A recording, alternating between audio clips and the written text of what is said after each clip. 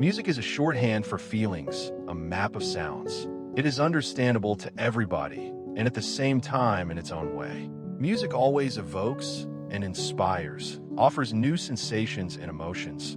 But what do we understand about it, and what does it reveal about us? It is clear that music enjoyable for us comes along with the release of dopamine, which is related to the pleasure and reward system. For example, when we get pleasure from the primary actions necessary for survival, eating and mating. But what does music have to do with it? Is it necessary for survival? Music is a proto-language. Charles Darwin wrote about this in his work, The Descent of Man and Sexual Selection. It looked different.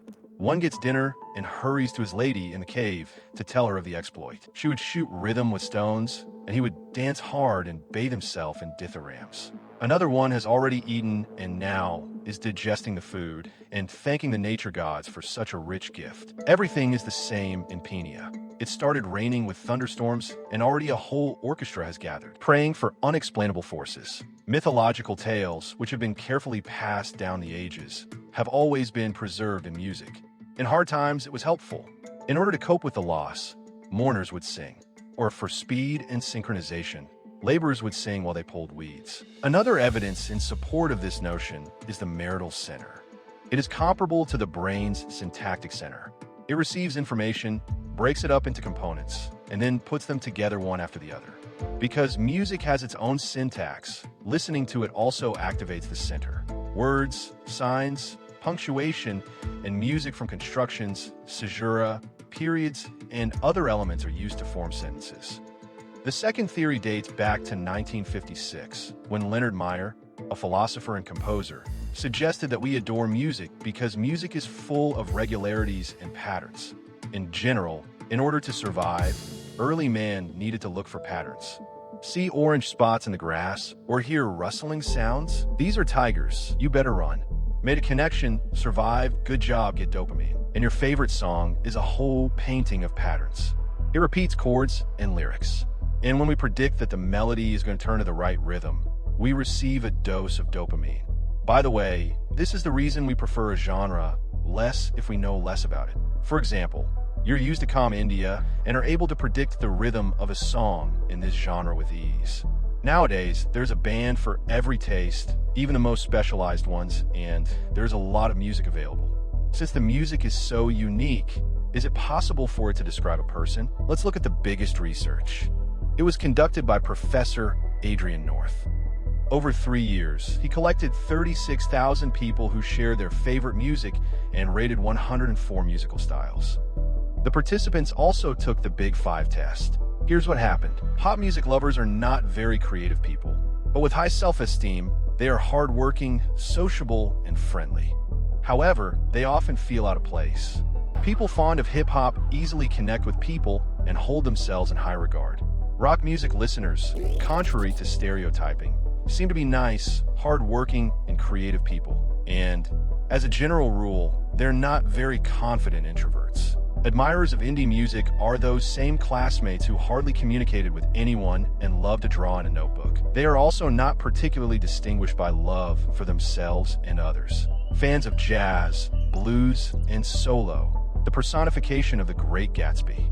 They are self-confident, sociable, soft, and relaxed in conversation. Introverts are frequently those who appear to most others to be unreachable classical experts. However, they're not closed off from the world, but harmoniously combine the ability to communicate freely and live within themselves. They have a fairly high level of creativity and self-esteem. Soulful country is chosen by hard workers who are easy to communicate with everyone. These are simple people with a big heart. For people who are unable to remain still, dance music is ideal. They stay strong individuals while also being continuously creative and communicative. Reggae fans are laid back, kind, and creative individuals who cherish both themselves and those around them. However, they do have one point. These men are indolent. The research even had a place for individuals who listen to Bollywood Hindi music. You can immediately tell that they are very creative and love to chat.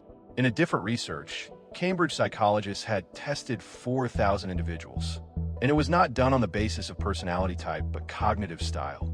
The first, empathic. This is where a person is receptive to others' feelings. The second, systematizing.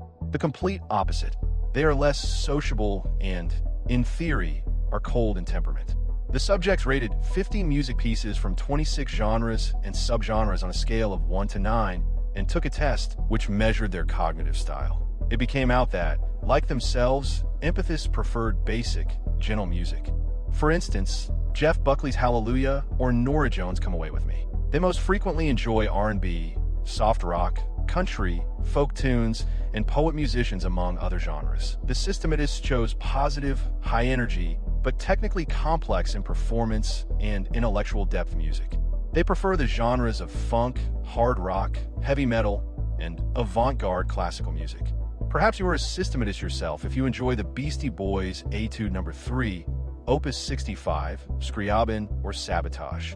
Of course, some people were a mix of empathists and systematista. They shared similar and cumulative musical tastes. There have been other Oxford Brookes University peers who even claimed a correlation between music taste and IQ level. Scientists tested 467 school children from Croatia and found out that those kids that enjoy listening to wordless music have a high IQ.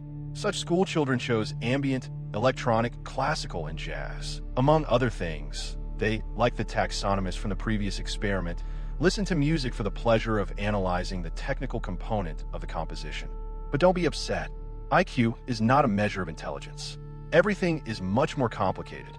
Intelligence consists of many components, and it is not limited to numbers. Musical preferences are influenced by your personality traits, gender, family income, and level of education, which, by the way, is not equal to intelligence. There is even a stereotype that people who listen to classical music are much smarter than their peers. This is the basis for the myth known as the Mozart effect. Francis Rauscher wrote an essay for Nature in 1993. 36 college students participated in the study that was detailed. Each time participants did an abstract spatial temporal thinking exam. They listened to relaxation techniques, Mozart sonata for 2 pianos and C major for 10 minutes. And then there was just plain quiet. So, scientists discovered that the students' test results were much higher after listening to Mozart.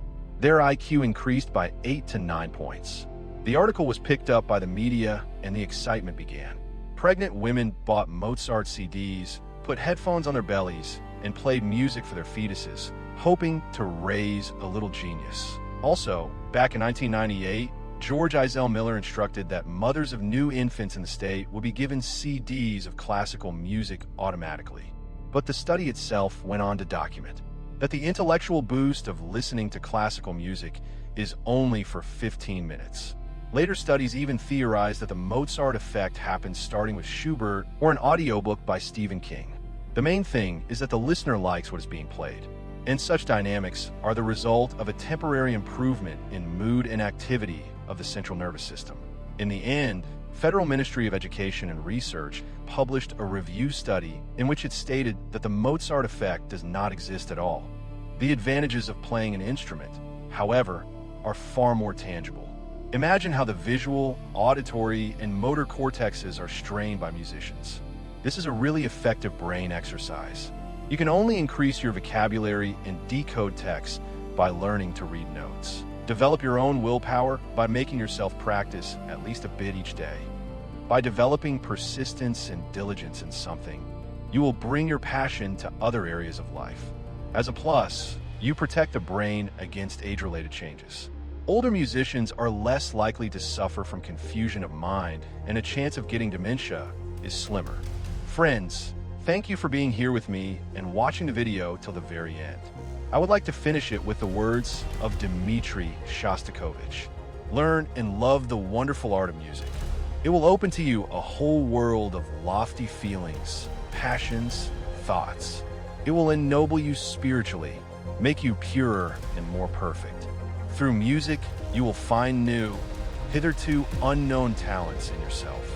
You will look at life in new colors and tones. We are the creators of our own reality, so create boldly. Thank you all, and see you soon.